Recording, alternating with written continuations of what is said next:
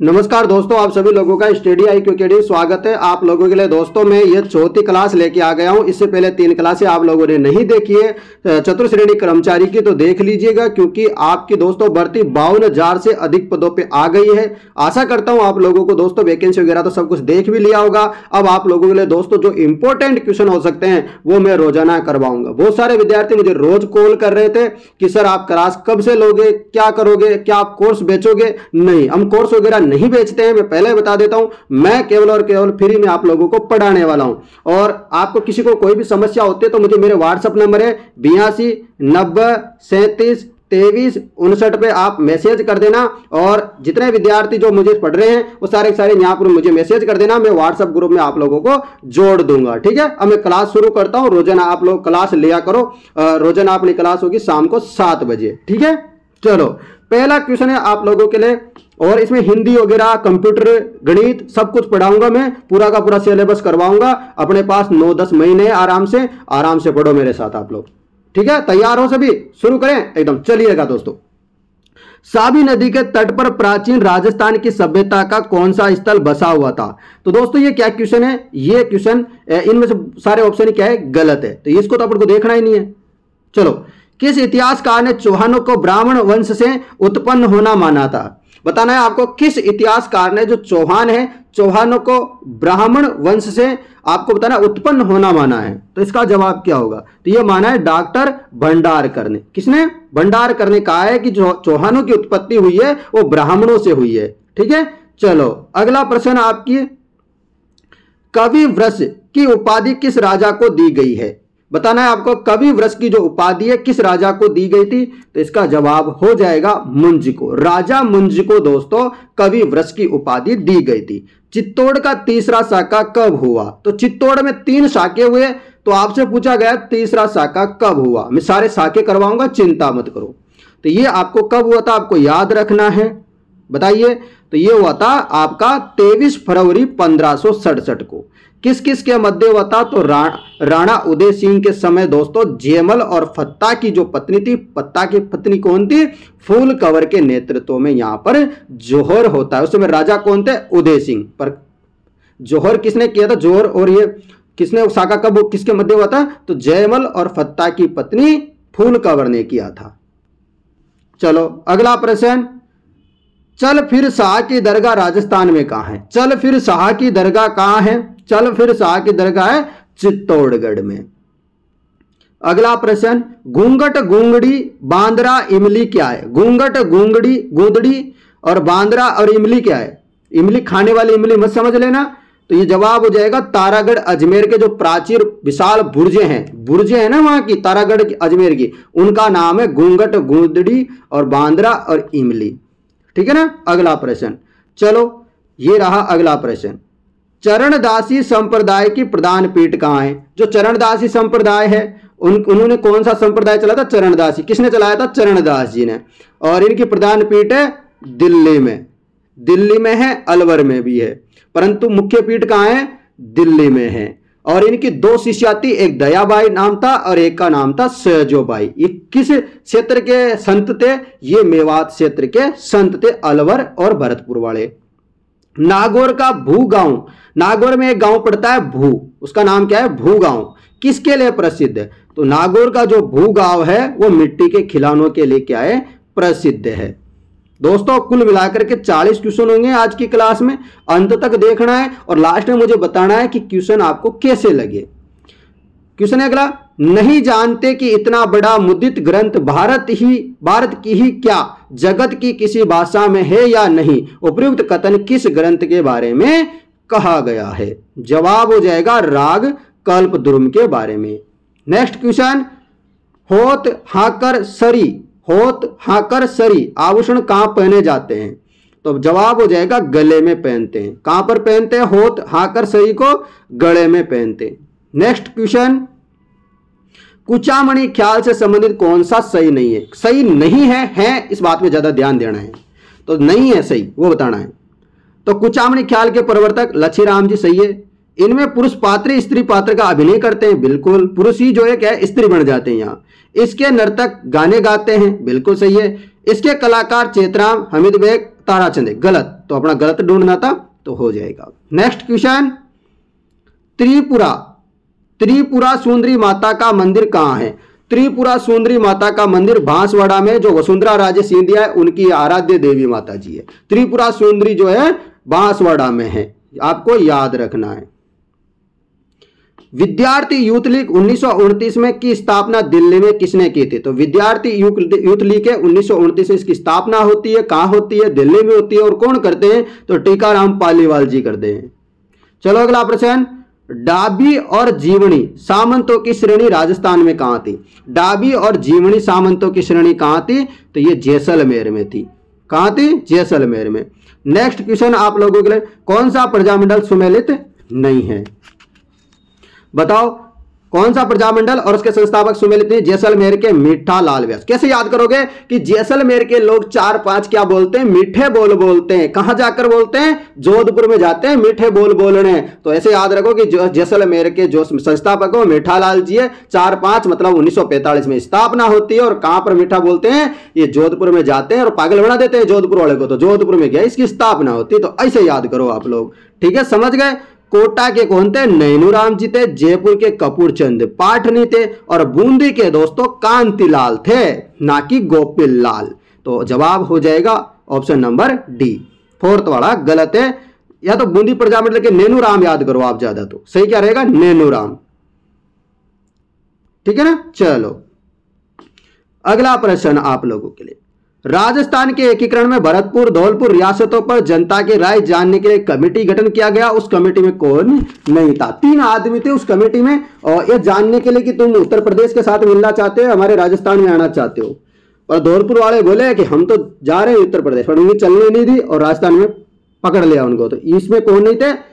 SS Jain नहीं थे। शंकर लाल तो देवराय तो समिति थी, शंकर राव नाम से ही जो क्या थी? समिति थी एक। उसमें शंकर राव देव भी थे, RK सिद्धावा भी थे और प्रभु दयाल थे। तीनों का नाम तो रट्टा मार लो, बार बार में आता है। पता नहीं इनसे क्या लाड प्यार है RSMSS वाले को, ये क्वेश्चन तो बार बार में आता है। तो जितने भी चतुर्श्रेणी कर्मचारी की तैयारी कर रहे हैं, भर्ती एकदम दोस्तों फर्स्ट क्लास है। जितने आपको पैसे आपको रीट में मिलते हैं ना शिक्षक विषक में, उनसे उनके बराबर लगभग साग आपको पैसा मिलता है। और वैकेंसी टिप टॉप है भाई साहब, 100 विभागों में वैकेंसी। अच्छे से अच्छे विभाग में आपको नौकरी लेना, अच्छे से पढ़ाई करो बस मेरे साथ। शार्दुल राजस्थान रिसर्च इंस्टीट्यूट की स्थापना किसने की? नौकरी छोटी बड़ी नहीं होती, नौकरी मिलना जरूरी होता है। शार्दुल राजस्थान रिसर्च इंस्टीट्यूट की स्थापना किसने की? बताओ फटाफट। तो दशरथ शर्मा ने की थी। कौन से शर्मा जी ने? दशरथ शर्मा जी ने। अगला प्रश्न यहां पूछा गया, इनमें से कौन सा गलत है? यहां पर नाम दे रखा है, इधर पॉलिटिकल एजेंट दे रखा है। उदयपुर का पॉलिटिकल एजेंट के सीओ सावस था क्या? बताओ फटाफट। जी सर, बिल्कुल। कोटा में क्या मिलते हैं? बटन। कोटा के आदमी क्या लगते हैं? कोट में ज्यादा क्या लगा लेते हैं? बटन लगा लेते हैं। तो मेजर बटन, इनका भी सही है। जयपुर में क्या मेजर लॉरेंस था? नहीं। यहां तो क्या करते हैं, जयपुर में गार्डन है बहुत सारे। क्या है?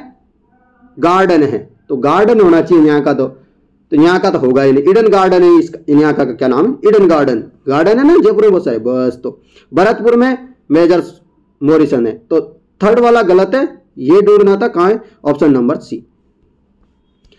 अगला प्रश्न आपके लिए बहुत अच्छे क्वेश्चन है। भगत आंदोलन किस क्षेत्र से संबंधित है? भगत आंदोलन डूंगरपुर बांसवाड़ा से संबंधित है। भगत आंदोलन शुरुआत किया था गुरु गोविंद गिरी जी ने। झालरा पाटन में नवलखा दुर्ग की नींव किसने रखी? झालरा पाटन झालावाड़ में पड़ता है, यहाँ एक नवलखा दुर्ग है। नवलखा दुर्ग की नींव किसने रखी थी? जैसे मोदी जी आके बोल देते ना कि हाँ ये नींव मैंने रख दी, हरी झंडे दिखा के चले जाते हैं। तो वैसा ही मामला है यहाँ पर। तो क्या हो जाएगा? पृथ्वी सिंह। अगला प्रश्न, राजस्थान राज्य की आकृति कैसी है? तो राजस्थान की आकृति इस प्रकार है। तो ये ऐसा कैसा होता है? पतंग के आकार की। पतंग कैसा होता है? अभी तो पतंग का माहौल चल रहा है, तो विषम कोणीय प्रकार का होता है पतंग। चलो अगला प्रश्न, राजस्थान राज्य का अक्षांश विस्तार। अक्षांश विस्तार और देशांतरी विस्तार अलग अलग होता है। कैसा कैसा होता है मैं बताऊंगा। अक्षांश विस्तार होता है 23 डिग्री 3 मिनट से लेकर के 30 डिग्री 12 मिनट। उत्तर, पीछे उत्तर आना चाहिए, उत्तर की जगह कुत्तर भी आ गया, कुछ भी आ गया, दक्षिण पश्चिम कुछ भी आ गया तो गलत है, ऐसे समझ लेना। उत्तर होना चाहिए पीछे। 23 डिग्री 3 मिनट से लेकर के 30 डिग्री 12 मिनट उत्तर होना चाहिए, पीछे याद रखना। दोनों के पीछे उत्तर होना चाहिए। देशांतर विस्तार की बात करूं तो 69 डिग्री 30 मिनट पूर्वी होना चाहिए से लेकर के 78 डिग्री 17 मिनट पूर्वी देशांतर ऐसा लिखा होना चाहिए तो सही होगा। इसके पीछे उत्तर के पूर्व के अलावा पश्चिम मश्चिम कुछ भी हो जाए तो गलत होगा। ठीक है ना, रट्टा मार लो इसको क्योंकि क्वेश्चन आता है। अरावली की सर्वोच्च पर्वत चोटी निम्नलिखित में से कौन सी है? अरावली की सबसे ऊंची चोटी कौन सी है? बताओ फटाफट। वैसे तो दोस्तों आपको पता है गुरु शिखर है, गुरु शिखर ऑप्शन में ही नहीं है, और गुरु शिखर ऑप्शन में नहीं है तो उसके अलावा दूसरे नंबर की पड़ती है शेर। गुरु शिखर की तो ऊंचाई है 1722 मीटर, परंतु शेर जो है इसकी है 1597 मीटर। याद कर लो। अगला प्रश्न, राजस्थान के किस भौतिक विभाग में मुकुंदरा की पहाड़ियां? अरे मुकुंदरा की पहाड़ियां हाड़ौती के पठार में पड़ती है, मालवा के पठार में पड़ती है। ठीक है ना, चलो कोटा बूंदी में झालावाड़ की तरफ। ऊपर माल क्या है? अरे ऊपर माल क्या है? भोराट का पठारी का भाग है, सबसे ऊंचा पठार है, माउंट आबू सिरोही में पड़ता है ये। ठीक है ना, सॉरी ऊपर माल का वो उड़िया का पठार है। मैं उड़िया के पठार में जल्दी से एक आपको भोराट का बता गया। ऊपर माल का तो हाड़ौती में पड़ता है। किसमें पड़ता है? हाड़ौती में पड़ता है। सॉरी हाँ, इसको याद मत करना, इसको याद करना ऊपर माल कहां पर है तो हाड़ौती के पठार में भी होगा। ठीक है ना, ये नहीं होगा। थार के मरुस्थल की स्थलाकृति किस प्रकार के बालुका स्तूपों से फटी पड़ी है? थार का जो मरुस्थल है वह इसकी स्थलाकृति किस प्रकार के बालुका स्तूपों से फटी पड़ी है? बताओ। पैराबोलिक वहां पर आपको पता है मिट्टी उड़ उड़ के पैराबोलिक बन जाती है। ठीक है ना, चलो अगला प्रश्न।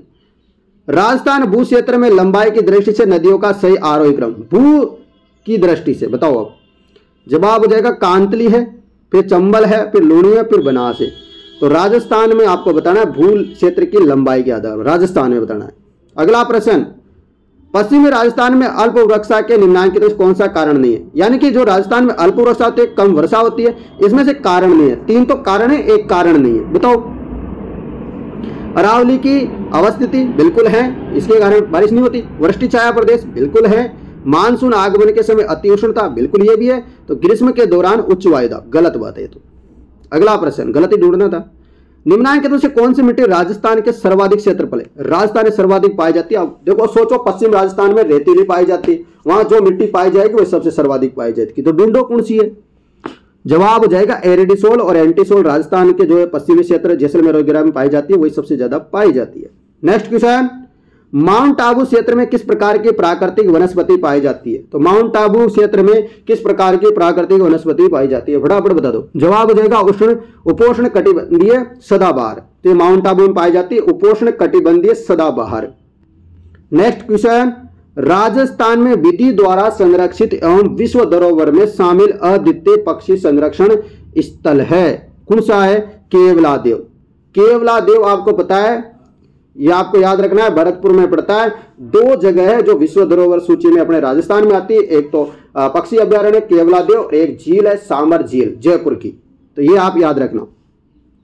राजस्थान में मरुस्थलीकरण का मूल कारण क्या है? राजस्थान में मरुस्थलीकरण का मूल कारण क्या है? क्या समस्या है? तो मूल कारण क्या है मरुस्थल का? तो इनमें से कोई भी नहीं है। ठीक है ना, सारे लगभग बहुत सारी चीजें है ना। राजस्थान के सर्वाधिक, ये याद नहीं करना है जैसे मैंने कटस किया तो मतलब समझ लो गलत है क्वेश्चन ही। राजस्थान में सर्वाधिक बताओ, राजस्थान के सर्वाधिक क्षेत्र, इसको भी याद मत करो, मैं करवा दूंगा जब, इनको भी नहीं करना है। हाँ, इसको करना है। निम्नलिखित में से कौन सी सिंचाई परियोजना राजस्थान पंजाब हरियाणा, यानी कि बात करें तो पहरा, याद करने की ट्रिक है पहरा। पहरा मतलब पंजाब हरियाणा राजस्थान, तीनों की संयुक्त परियोजनाएं कौन सी है? बताओ। हो जाएगी व्यास। व्यास पहरा। कैसे याद करोगे? व्यास पहरा, ऐसे याद करो, व्यास पहरा। तो इसे याद हो जाएगा कि व्यास नदी का संबंध पंजाब हरियाणा राजस्थान से है। तो ये इन तीनों की संयुक्त परियोजना है। नेक्स्ट क्वेश्चन, इंदिरा गांधी नहर की चौधरी कुंभाराम लिफ्ट से राजस्थान के कौन से जिले लाभान्वित है? इंदिरा गांधी नहर की चौधरी जो कुंभाराम लिफ्ट है उसे राजस्थान के कौन से जिले लाभान्वित होते हैं? तो जवाब हो जाएगा हनुमानगढ़ और चूरू। नेक्स्ट क्वेश्चन, राजस्थान का राष्ट्रीय राजमार्ग जो स्वर्णिम चतुर्भुज योजना के पूर्व पश्चिम कॉरिडोर का हिस्सा है, बताइए। जवाब हो जाएगा राष्ट्रीय राजमार्ग संख्या 76। अभी नया नंबर भी बदल गया है इनका, क्या क्या वो मैं बताऊंगा। सुपर नेशनल हाईवे योजना सम्मिलित राजस्थान की सड़क का मार्ग का क्या नाम है? जवाब देगा महाराजा अग्रसेन मार्ग।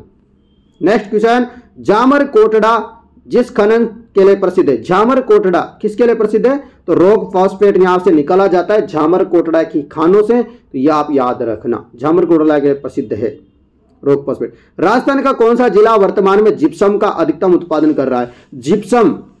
जिप्सम का अधिकतम उत्पादन कर रहा है बीकानेर। कौन सा नेर?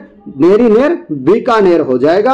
आशा करता हूं दोस्तों ये 40 क्वेश्चन आप लोगों को बहुत ही पसंद आए होंगे, और पसंद आए हैं तो आशा करता हूं आप वीडियो को लाइक शेयर और सब्सक्राइब करोगे, और अच्छा सा प्यारा सा एक मेरे बारे में कमेंट लिख दो कि क्लास कैसी लगी। यदि आप प्यारे प्यारे कमेंट करोगे और प्यारे प्यारे इसको शेयर करोगे, जैसा कि आपने पूर्व वीडियो को बड़ा प्यार दिया, 26-26 हजार लोगों ने मेरी पुरानी वीडियो देखी है। आशा करता हूं इस वीडियो को भी ज्यादा से ज्यादा शेयर करोगे और अपने व्हाट्सएप स्टेटस में लगाना। मैं देखूंगा कि कौन कौन लड़का लड़की जो है, मेरे स्टूडेंट जितने भी है वो स्टेटस लगा रहे हैं, मुझे मैसेज करना, फिर मैं आप लोगों के नंबर सेव करूंगा, मुझे स्टेटस दिख जाएगा कौन कौन लगाता है, देखता हूं मैं कौन कौन मेरे से इतना प्यार करता है। सब बच्चे लगाएंगे सारे के सारे, ठीक है ना? पक्का सब लगाओगे ना?